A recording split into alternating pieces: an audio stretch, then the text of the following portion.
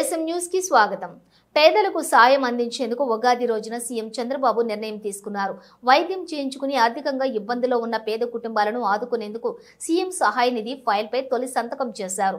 38 కోట్ల విడుదలకు ఆమోదం తెలిపారు. దీంతో 3456 మంది పేదలకు లబ్ధి కలుగుతుంది. కూటమి ప్రభుత్వం అధికారంలోకి వచ్చాక ముఖ్యమంత్రి సహాయ నిధి ద్వారా ఇప్పటి వరకు 23,418 మంది పేదలకు 281.38 కోట్లను ప్రభుత్వం అందించింది.